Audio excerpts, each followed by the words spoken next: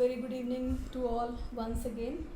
Today I am going to discuss with you the chapter structure of atom, and in that very chapter the very first topic, that is discovery of electron, how the electrons are discovered. Let's see.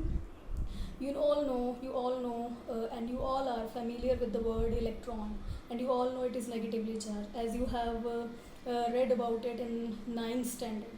And now you have to study here that how it has been discovered, right? So let's see.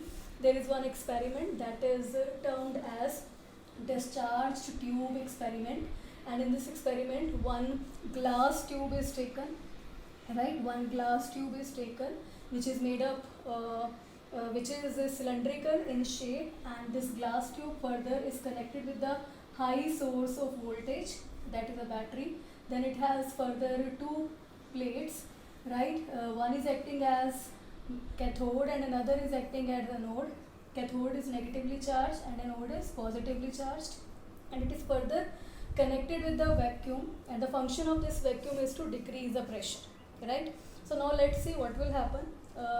Before starting the experiment, I would like to tell you that it was discovered by J.J. Thomson in the end of the 19th century, and the fact about the gases you should know before the discovery of the electrons. What about the gases? If we normally talk about the gases, then they are poor conductor of electricity.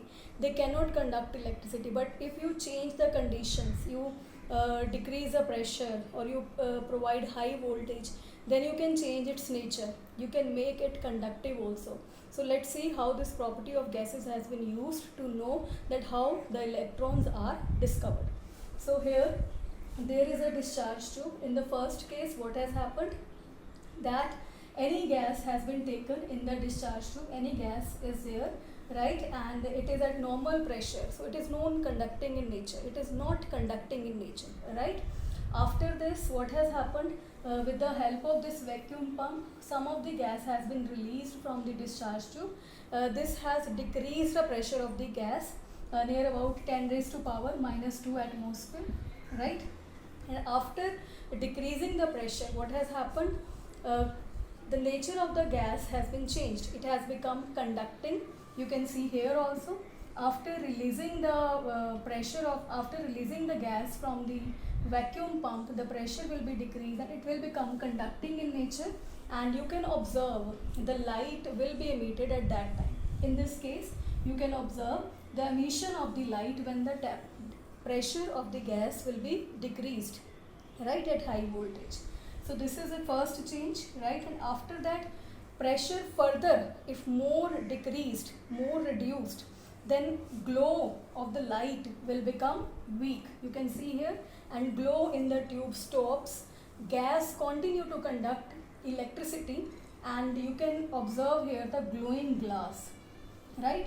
Once again I am saying, with the decrease of the pressure, the gas will become more conducting in nature, and you can even at last observe the glowing glass. Means I am talking about the discharge tube, you can observe the glowing glass. So this glowing glass shows that something is there, in some rays are there which are coming from the cathode, and they are striking at the wall of the hard glass tube, that's why you can observe the glowing glass. So it proves that certain rays are coming from the cathode. Because these are coming from the cathode, these are termed as cathode rays.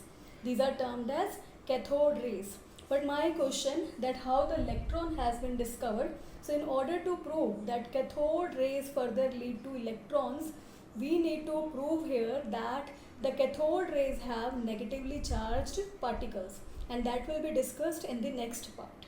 Thank you.